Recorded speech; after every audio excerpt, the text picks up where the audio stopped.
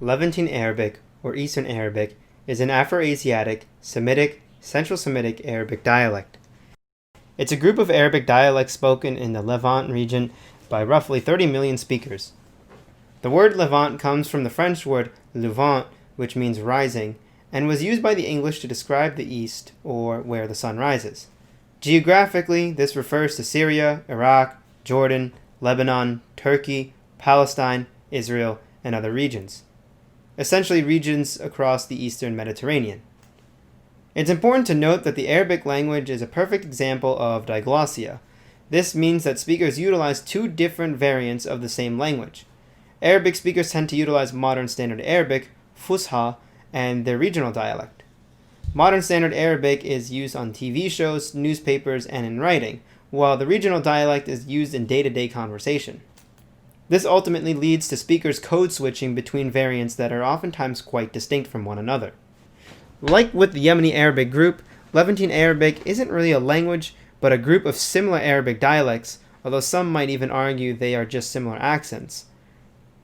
This group is spoken across the Levant region, including Syria, Iraq, Jordan, and Lebanon, although speakers can be found in Israel, Egypt, and the United States.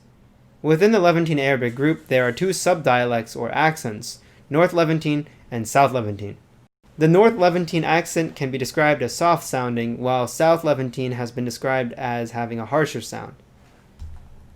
North Levantine is primarily spoken in Syria and Lebanon, although some speakers can be found in eastern Turkey as well.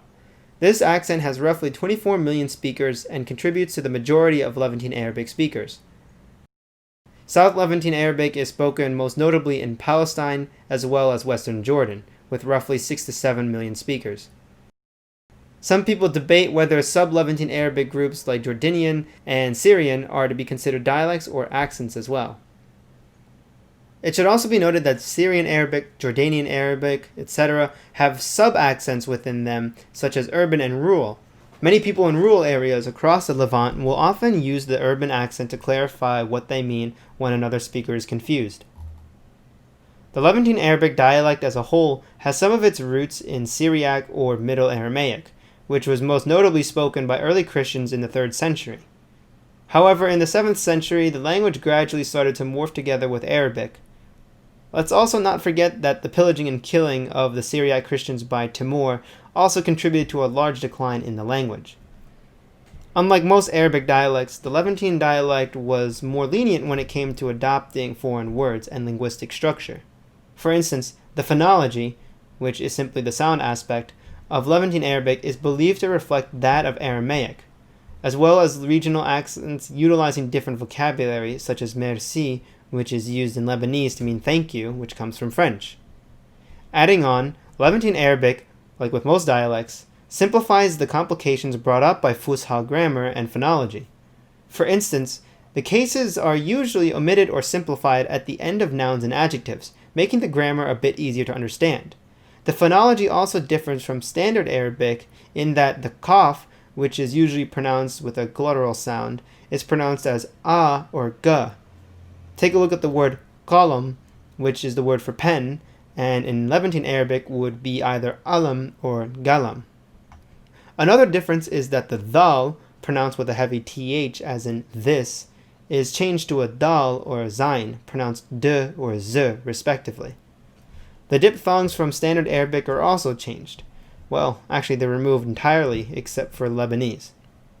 For instance, the word bait, meaning house, also the same word in Hebrew by the way, in Levantine Arabic would be bait with the omission of the diphthong. This is also common among other Arabic dialects. When it comes to learning the Levantine dialect, it's important to note that some textbooks will teach the dialect as a whole, while others will focus on regional accents such as Palestinian Arabic or Syrian Arabic, so it's important to keep that in mind when choosing courses. There are many great books and courses to learn the dialect such as Pimsleur, Colloquial, and other textbooks, which I will link in the description below. That's all for today. Thank you for watching. Be sure to leave a like and subscribe for more videos like this, and I'll see you in my next video. Yalla bye.